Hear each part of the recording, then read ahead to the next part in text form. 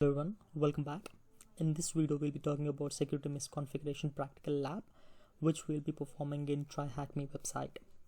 So how to connect to the TryHackMe server. So already have explained it in the first video of OWASP playlist. Please do check that. However, initially you have to go to the download section and you have to use this particular command, which is sudo openvpn and my ovpn file. So once you enter this, and you have to use your Kali Linux password. Once it's done, it will be connected.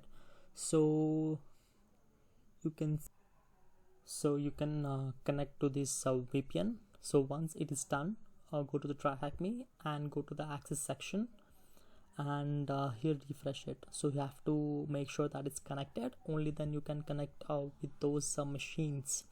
So I'm successfully connected with that, and I'll be going to OWASP, and this is the security misconfiguration lab which I already started, and this is the particular IP address for that. If you want to extend, you can extend it. So we already talked about what is security misconfiguration.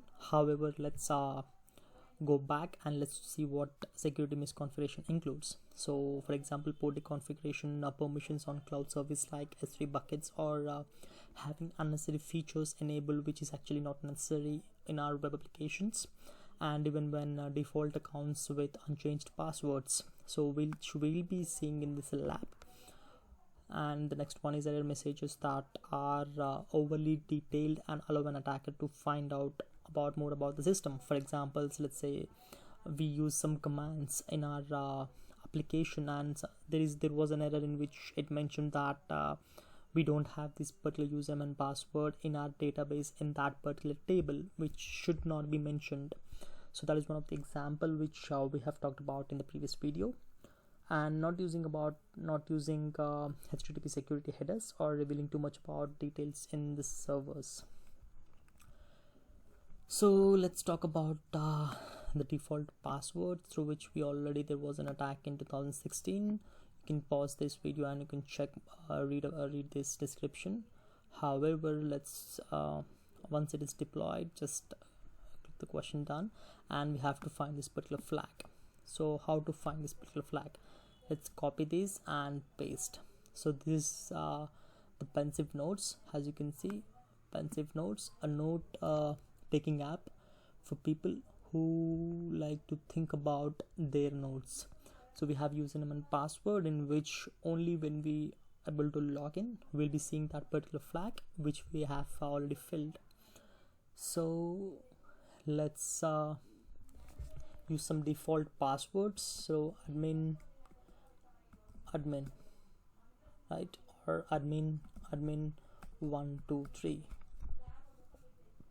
So these are some of the default passwords which are usually used, and these particular websites can be vulnerable to the brute force attack. So if you see, there are multiple files where we can get the default password list. Such examples are in the robot.txt files, which we'll be talking in the future videos. So using that particular files, we can directly crack these login pages. So we are not able to log into this. So how to get the username and password? So let's try to change the password. So we have to have username, current password, and new password.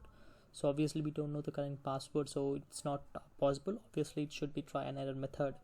So there is no way. So it says logout. I don't know why it says logout. I have not logged in. So you can see, right, these are some of the misconfiguration. So one of the main quality of pen tester is to research, right? So we have to use Google to most extent. So it mentioned that it's a pensive notes. So just copy and paste it in the Google or the website or the browser that you have. So you can see we were redirected to few links here. So let's go ahead and click the first one, which mentions GitHub. So you can see the application source codes, which is done in the Go language. let's go back down. So this is how we have to install. So you can see here under pensive nodes we have a username and password. So let's use that. Sometimes cracking these applications is much easier when there are some default passwords being used. So go back and log in. So I think, yeah, there you go. So you can see we have successfully logged into this browser, and you can see there is a flag here. So this is the flag that we have to use in that TryHackMe. So this is what I just want to show you, and however this is only for the educational purpose. Please don't use hacking techniques without any permission. So saying that, I hope you guys have understood the concept of today's video. If you have liked the video, please click the like button below, and if you've not subscribed to my channel, please do subscribe to my channel, and please share the video. Thanks everyone.